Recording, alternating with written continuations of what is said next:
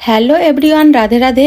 तो षठतिला एकादशी व्रत सभी एकादशी के व्रत में महत्वपूर्ण माना जाता है। इस एकादशी के व्रत में भगवान विष्णु का पूजन तिल से करने का विधान है। इन पूजन में तिल के 6 उपयोग किया जाता है। पूजा का वीडियो मेरे चैनल पे अपलोड है, आप लोग एक बार जरूर देखें। उसका लिंक मैं डिस्क्रिप्शन में दे दूंगी। तो देखिए, षठतिला एकादशी की पूजन के साथ साथ कथा भी अवश्य सुननी चाहिए, वरना पूजा का संपूर्ण फल प्राप्त नहीं होता है। तो चलिए षठतिला एकादशी की व्रत कथा सुनते हैं। कथा सुनने के लिए हम 1 लोटा जल ले लेंगे। उसके बाद सीधे हाथ में थोड़ा सा तिल और फूल ले लेंगे। फिर हम षठतिला एकादशी का व्रत कथा सुनेंगे। पौराणिक कथा के अनुसार प्राचीन काल में एक ब्राह्मणी थी। वह सदैव व्रत और पूजन करती थी। यद्यपि वह अत्यंत धर्मपरायण थी, लेकिन कभी पूजन में दान नहीं करती थी। न ही उसने कभी देवताओं या ब्राह्मणों के निमित्त अन्न या धन का दान किया करती थी। उसके कठोर व्रत और पूजन से भगवान विष्णु प्रसन्न थे, लेकिन उन्होंने सोचा है कि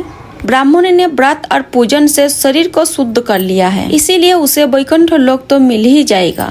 परंतु उसने कभी भी अन्न का दान नहीं किया है, तो वैकुंठ लोक में उसके भोजन का क्या होगा? ऐसा सोचकर भगवान विष्णु भिखारी के वेश में ब्राह्मणी के पास गया और उससे भिक्षा मांगी। ब्राह्मणी ने भिक्षा में उन्हें एक मिट्टी का ढेला दे दिया। भगवान उसे लेकर वैकुंठ लोक में लौट आया। कुछ समय बाद ब्राह्मणी भी मृत्यु के बाद शरीर त्याग कर वैकुंठ लोक में आ गया।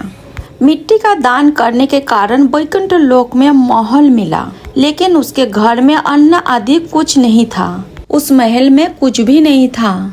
उस महल बिल्कुल खाली था। ये सब देखकर वह भगवान विष्णु जी से बोली कि मैंने जीवन भर आपकी व्रत और पूजन किया है, लेकिन मेरे महल में कुछ भी नहीं है। भगवान ने उसकी समस्या सुनकर कहा, वैकुंठ लोक की देवियों से मिलकर षठतिला एकादशी व्रत और दान की महत्व सुनो, उसका पालन करो, तुम्हारी सारी भूल गलतियां माफ होगी और मनोकामनाएं पूरी होगी। ब्राह्मणी ने देवियों से षठतिला एकादशी का महत्व सुना और इस बार व्रत करने के साथ तिल का दान किया, और उसके प्रभाव से वो सुंदर और रूपवती हो गए और उसके घर अन्न आदि समस्त सामग्री से भर गया। इसलिए है नारद, जो कोई भी इस दिन तिलों से स्नान दान करते हैं, उसके भंडारा अन्न धन से भर जाते हैं। इससे दुर्भाग्य, दरिद्र तथा अनेक प्रकार के कष्ट दूर होकर मोक्ष की प्राप्ति होती है। हे विष्णु भगवान, जैसे कृपा अपने ब्राह्मण ऊपर करी, वैसे इस कथा को कहते, सुनते और हुमकरा भरते सब पर कृपा करना।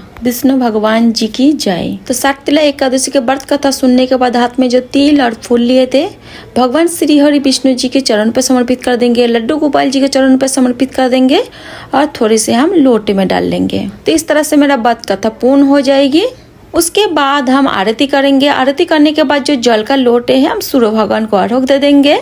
तो षठतिला एकादशी के दिन भगवान विष्णु जी की पूजन आप जरूर करें। षठतिला एकादशी की व्रत करने से व्यक्ति को अन्न, धन और संतुष्टि की प्राप्ति होती है। ये व्रत आध्यात्मिक उन्नति और पवित्रता का प्रतीक माना जाता है, और इस दिन जो व्यक्ति तिल का दान करता है, उसे 1000 वर्ष तक स्वर्ग का निवास मिलता है। एकादशी का व्रत सर्वश्रेष्ठ माना जाता है। अगर आप व्रत रखते हैं, इस दिन आप तिल का उपटन लगा सकते हैं। तिल युक्त जल से आप स्नान कर सकते हैं। भगवान श्री हरि विष्णु जी की पूजा करें। अगर आप लड्डू गोपाल जी की सेवा करते हैं, तो लड्डू गोपाल जी को तिल युक्त जल से आप स्नान आप जरूर कराएं। इस दिन तिल का भोग आप जरूर समर्पित करें और तिल का दान आप जरूर करें।